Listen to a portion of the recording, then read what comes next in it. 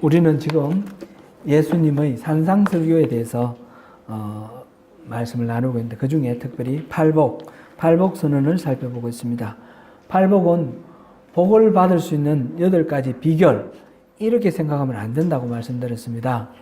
그것이 아니라 이미 선택받고 천국의 백성으로 살아가는 하나님 나라의 백성, 그 사람들이 어떻게 복을 받고 사는지 그 삶의 모습 8가지라고 그렇게 말씀을 드렸습니다.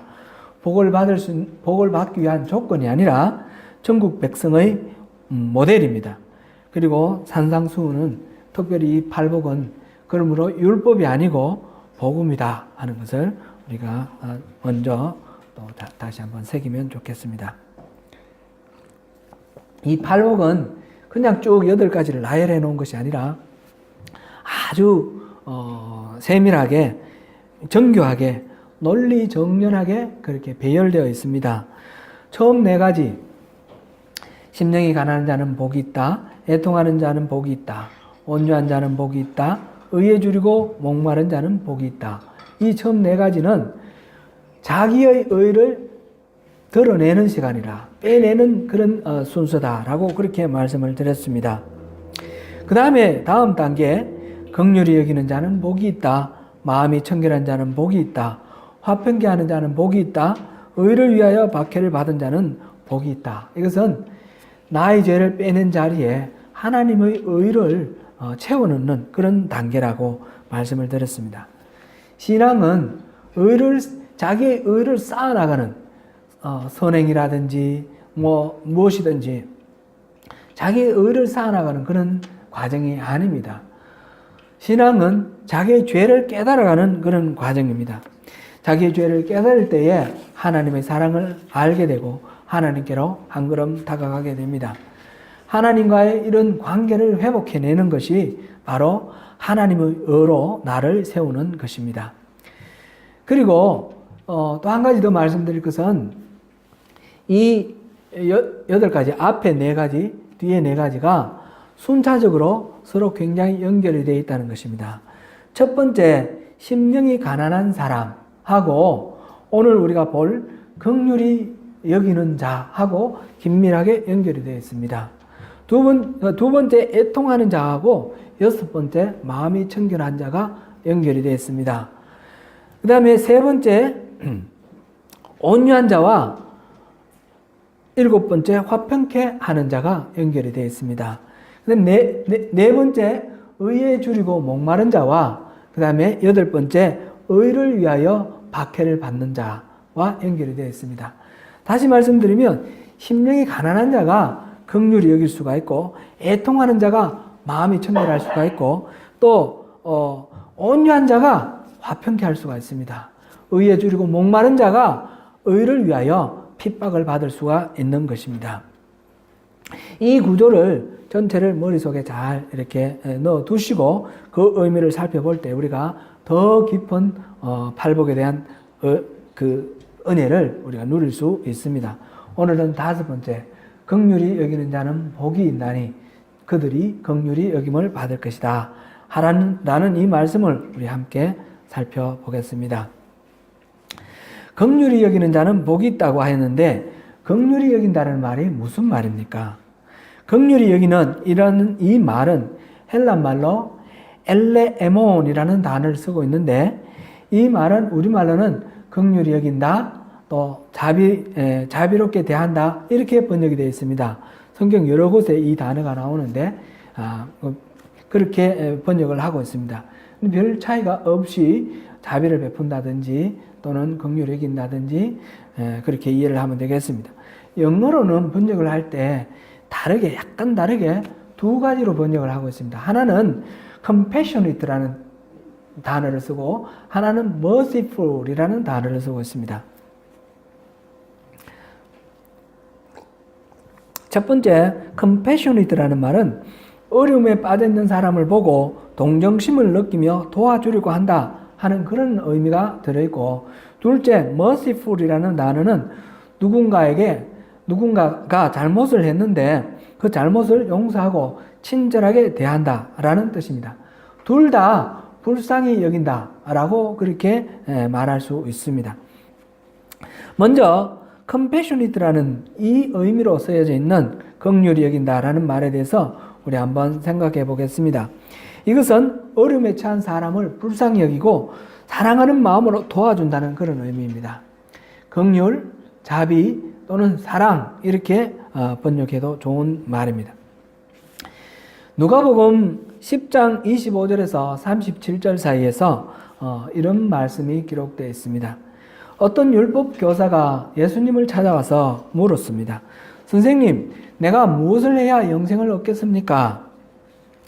예수님이 대답하셨습니다. 성경에는 무엇이라고 기록되어 있는가? 그랬더니 그 율법 교사가 대답합니다. 내 마음을 다하며 목숨을 다하며 힘을 다하며 뜻을 다하여 주 너희 하나님을 사랑하라. 또한 내 이웃을 내 자신과 같이 사랑하라. 이 두 가지를 말했습니다. 예수님이 말씀을 하셨습니다. 잘 대답하였다. 이를 행하여라. 그러면 살리라. 그 사람이 계속해서 물었습니다. 그러면 내 이웃이 누구입니까? 예수님이 이 비유의 말씀을 하셨습니다. 어떤 사람이 예루살렘에서 여리고로 내려가다가 강도를 만났다. 강도들이 옷을 다 벗기고 때려 거의 죽을 정도의 상태에 내버려 두고 갔다. 이때 마침 제사장 한 사람이 그곳에 이르러 지나가다가 그를 보고 그냥 지나갔다. 조금 있다가 레위 사람이 와서 그것을 보고 또 지나갔다. 어떤 사마리아 사람이 여행 중에 그곳에 이르러 그 사람을 보고 불쌍히 여겨서 기름과 포도주로 그 상처를 소독해주고 그를 자기 짐승에 태워서 여관에까지 데려가서 그를 돌봐주었다. 다음날 떠날 때에 여관 주인에게 부탁을 했다. 이 사람을 잘 돌봐주시오. 내가 돌아올 때 이곳에 올 테니까 혹시 비용이 많이 들면 내가 갚아주겠습니다. 이렇게 약속을 하였다. 이 세 사람 중에 강도 만난 사람 중에 이웃이 누구냐? 그 예수님의 질문을 듣고 그 사람이 대답했습니다. 자비를 베푼 사람입니다. 예수님이 말씀하셨습니다. 너도 이와 같이 하라. 이 이야기를 통해서 예수님이 우리에게 하신 말씀이 무엇입니까? 이웃을 내 자신과 같이 사랑하라 하는 이 하나님의 말씀 앞에서 율법 교사는 누가 내가 사랑할 만한 그런 내 이웃입니까? 이렇게 물었는데 예수님께서는 사마리아인처럼 이웃의 자격이 어떤지 따지지 아니하고 그가 필요로 하는 도움이 필요로 하는 불쌍한 상태에 있을 때에 그를 도와주고 자비를 베풀어주는 좋은 이웃이 되라 라고 말씀하셨습니다. 이렇게 자비를 베풀어 좋은 이웃이 되는 것은 영생을 얻는 길이 뭐냐라는 그 질문에 대한 답이었습니다. 주변에 누군가 도움이 필요한 사람이 있습니까? 어떤 경우는 물질로 도와야 하고 어떤 경우는 시간을 내어 도와야 하고 어떤 경우는 말로 위로하고 격려하면서 도와야 할 때가 있을 것입니다. 도움의 방법은 다양하지만 정말 어려움에 빠진 사람이 있을 때 그 사람을 살려내고 어려움에서 벗어나게 하는 것, 이것이 바로 영생에 이르는 길입니다.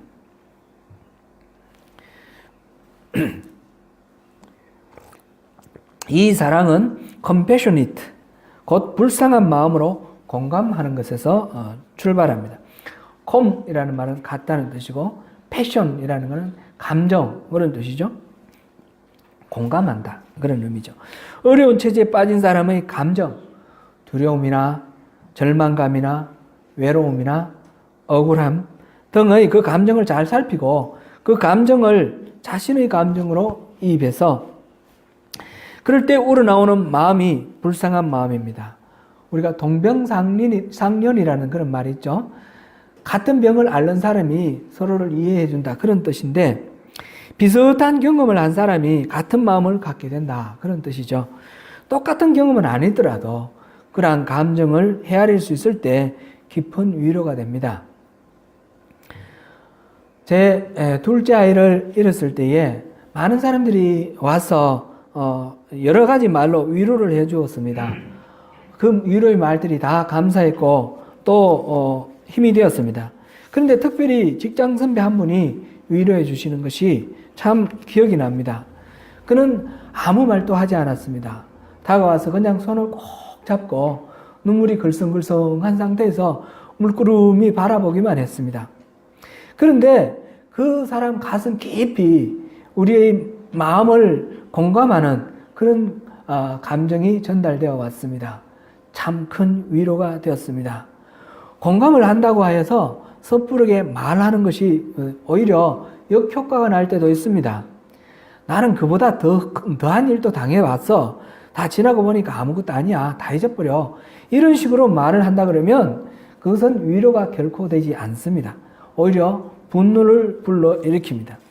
사람에게는 저마다 각자에게 가장 큰 그런 어려운 일이 있고 고통이 있습니다. 어떤 사람에게는 암이 걸려서 고통이 될 수도 있지만 어떤 사람에게는 손가락 어디 한 군데 베어서도 하늘이 무너지는 것 같은 그런 고통이 있을 수도 있습니다. 우리 아이 키울 때 옆집에 우리랑 아주 친밀한 그런 이웃이 있었는데 그 집에 딸이 발가락이 하나가 더 있었습니다. 그것 때문에 하늘이 무너지는 것처럼 그렇게 막 근심을 하고 걱정을 하는데 속으로 참 우리 애가 그 정도만 돼도 참 나는 춤추겠다 그런 생각을 했습니다. 그러나 그렇지 않습니다. 저마다에게는 그 문제가 가장 큰 문제이고 가장 고통스러운 문제입니다. 그것을 상대방의 입장에서 이해를 해주고 공감해주는 것, compassionate, 불쌍히 여기고 도와주는 것. 그것이 하나님이 우리에게 긍휼히 여기는 자는 복이 있다라고 말씀하시는 그 긍휼히 여기는 것입니다. 긍휼히 여긴다는 말의 두 번째 의미, merciful에 대해서 또 잠깐 살펴보겠습니다. merciful은 잘못이 있는 누군가를 불쌍히 여겨 용서하고 친절하게 대한다는 의미입니다. 이것은 마태복음 18장 21절에서 35절 말씀을 생각해 보면 잘 이해가 됩니다. 베드로가 예수님께 물어봤습니다. 형제가 내게 죄를 지을 때 몇 번 용서할까요? 7번 용서하면 되겠습니까? 그랬더니 베드로에게 예수님이 말씀하셨습니다. 7번이 아니라 70번씩 7번이라도 용서하라. 그 말씀 끝에 천국에 대해서 비유를 말씀하셨습니다. 어떤 임금 앞에 1만 달란트 빚진 자가 잡혀왔다. 그는 갚을 능력이 전혀 없었다. 왕이 그에게 처자식을 팔아서라도 갚아라. 그렇게 말을 했더니 그가 참아달라고 빌며 다 갚겠다고 말했다. 왕은 그를 불쌍히 여겨 놓아보내고 빚을 탕감해 주었다. 이 사람이 나가서 자기에게 100데나리온 빚진 동관을 만나서 멱살을 잡고 다 갚으라고 말했다. 그가 간구하며 참아달라고 했으나 허락하지 않고 그를 감옥에 가두었다. 이를 본 주변 사람들이 이 사람에 대해서 왕에게 다 고하였다. 왕이 그 소리를 듣고 그를 다시 불러서 꾸짖고 말하기를 내가 너를 불쌍히 여겨 너 빚을 다 탕감해 주었거늘 너는 너희 친구를 불쌍히 여겨야 마땅하지 않느냐. 그렇게 말하고 그의 빚을 갚도록 하고 감옥에 가두었다. 너희가 각각 중심으로 형제를 용서하지 않으면 하늘 아버지께서도 너희를 용서하지 않을 것이다. 이것이 예수님의 말씀입니다. 한 데나리온은 로마 시대 한 사람의 하루 품삯이라고 합니다. 요즘식으로 하면 한국 돈으로 한 10만 원, 뉴질랜드 달러 한 100달러 그 정도로 추산하면 되겠습니다. 100데나리온은 1000만 원입니다. 적지 않은 돈입니다. 그렇지만 한 달란트에 비하면 이거는 어떤 규모가 되는지 생각해 볼 필요가 있습니다. 한 달란트는 6천 데나리온이라고 합니다. 1만 달란트는 60만 데나리온이 됩니다. 이것을 한국 돈으로 환산하니까 1만 곱하기 6천 곱하기 10만 원 하니까 6조 원입니다. 1만 달란트는 실로 어마어마하게 큰 돈입니다. 이 돈을 왕이 왜 그 사람에게 빌려줬냐 물을 필요가 없습니다. 이 비유는 모든 재산을 다 팔고 진짜 가족까지 팔았으라도 갚지 못할 어마어마한 큰 돈이다라는 그런 의미입니다. 그렇게 큰 돈을 탕감해 줄 만큼 은혜를 받았으니 100데나리온도 적다고 할 수 없지만 1만 달란트와 비교할 수 없는 그런 상황이니 그 은혜를 알아라는 거죠. 그래서 100데나리온의 60만 배대는 이 1만 달란트. 평생 품삯을 쓰지 않고 1년에 300일 일하고 50년 동안 일한다고 치면 그렇게 했을 때 그 모을 수 있는 돈의 4,000배라고 합니다. 이거는 이루 어떤 형식으로도 갚을 수 없다라는 그런 의미입니다. 그토록 큰 빚을 탕감받았으니 형제의 빚을 탕감해 주는 것이 마땅하다는 말입니다. 예수님이 가르쳐 주신 기도에도 이런 말씀이 있습니다. 우리가 우리에게 죄 지은 자를 사하여 준 것 같이 우리 죄를 사하여 주옵소서. 우리가 하나님께 용서를 구할 때 먼저 하나님의 그 마음을 품고 우리가 먼저 용서를 하라는 말씀입니다. 긍휼히 여긴 자는 긍휼히 여김을 받습니다. 사실 compassionate라는 말하고 이 merciful이라는 말이 그렇게 엄격히 구별되는 다른 뜻의 말은 아닙니다. 둘 다 같은 처지를 공감하고 불쌍히 여기는 것인데 compassionate는 사랑으로 도와주라는 뜻이고 merciful은 용서해주라, 용납해주라 라는 그런 의미가 강조되어 있다. 그런 의미입니다. 사실 남을 불쌍히 여긴다는 것은 아직 자기가 높아져 있다는 의미입니다. 오히려 스스로를 불쌍히 여길 때에 진정한 의미에서 이웃을 불쌍히 여길 수 있습니다.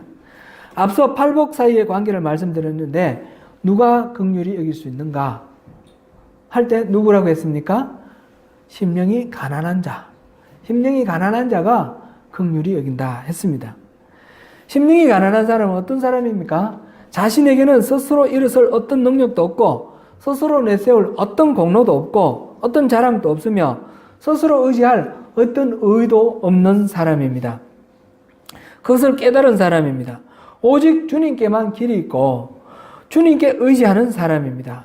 자기가 믿었던 가문의 배경이나 학문이나 능력이나 사회적 지위나 심지어는 종교적 열심까지도 그것도 아무것도 아니라는 그런 상황.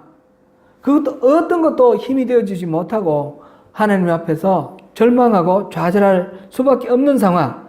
그럴 때에 나의 구원의 길은 오직 하나님 은혜, 하나님 의밖에 없다라고 그렇게 믿는 사람이 바로 심령이 가난한 사람입니다. 그 심령이 가난한 사람은 하나님을 의지하며 자기를 부인합니다. 긍휼히 여기는 것의 반대는 어떤 것입니까? 불쌍히 여기지 않고 남의 이렇게 공경한 상태에 있는 상태. 그것은 바로 판단하고 정죄하는 그런 태도입니다. 잘못됐을 때 내가 그러지 말라고 그랬잖아. 이런 마음. 내가 그럴 줄 알았어. 이런 식의 이 태도. 그게 아니라 그 상황, 그 어려운 상황에 빠져있는 그 마음을 공감을 하면서 나도 그럴 수밖에 없는 그런 존재고 당신이나 나나 똑같은 죄인이다. 그 마음에서 우리 하나님 의지하면서 살아가자. 서로 손잡고 이끌어가는 이것이 긍휼히 여기는 것입니다. 긍휼히 여기는 것은 남의 어려움을 보고 불쌍히 여겨 도와주는 것입니다. 나에게 손해가 되고 억울함이 있더라도 그를 불쌍히 여겨 용납하는 것입니다. 왜 그런 불쌍한 마음이 생깁니까? 먼저 하나님으로부터 불쌍히 여김을 받았기 때문에 그렇습니다. 하나님의 그 사랑으로 채워졌기 때문입니다. 먼저 용서를 받았기 때문입니다. 이것이 바로 십자가의 복음입니다. 십자가를 바라볼 때 우리가 무엇이 생각난다 했습니까? 첫째는 나의 죄의 무한한 무게를 깨닫게 됩니다. 무슨 말로도 변명할 수 없고 무엇으로도 스스로 해결할 수 없는 죄의 무게를 깨닫습니다. 자신의 죄를 인정할 때에 남을 평가하고 판단하고 정죄하지 않습니다. 십자가를 바라볼 때 우리는 또한 그 죄를 대속하시기 위해서 스스로 십자가를 지신 예수 그리스도의 은혜를 알게 됩니다. 또 독생자를 아낌없이 내어주신 하나님의 무한하신 사랑을 깨닫게 됩니다. 그 어마어마한 사랑을 바로 내가 받았습니다. 예수님이 십자가를 지신 이유는 내가 죄인이었기 때문이고, 내가 그렇게 죽을 만한 그런 죄인이기 때문에 나 대신 예수님이 죽으셨기 때문에 내 죄가 생각나고 예수님의 사랑이 생각나는 것입니다. 그것이 십자가입니다. 다시 한번 새길 것은 팔복은 복을 받기 위한 조건이 아니고 이 비밀을, 십자가 복음의 비밀을 깨달은 천국 백성이 우리에게 주시는 복을 누리는 삶의 모델입니다. 천국 백성이라면 이렇게 긍휼히 여긴다. 긍휼히 여기는 자는 긍휼히 여김을 받는다. 그 말씀입니다. 사랑하는 성도 여러분, 지금 우리 주변에 내가 불쌍히 여기고 도와주어야 할 사람이 누구입니까? 하나님의 마음으로 그를 긍휼히 여기고 도와주시기 바랍니다. 지금 나의 상황에서 불쌍히 여기고 용서해야 할 사람이 누구입니까? 먼저 나를 사랑하시고 나를 위하여 독생자를 아낌없이 내어주신 하나님의 그 사랑을 기억하면서 내게 부담을 주고 손해를 주고 억울하게 만든 그를 용서해 주시기 바랍니다. 가난한 마음으로, 가난한 심령으로 이웃을 긍휼히 여겨 사랑하고 용납하는 가운데 주님이 주신 모든 긍휼히 여김을 누리시는 저와 여러분이 되시기를 축원합니다. 기도하겠습니다.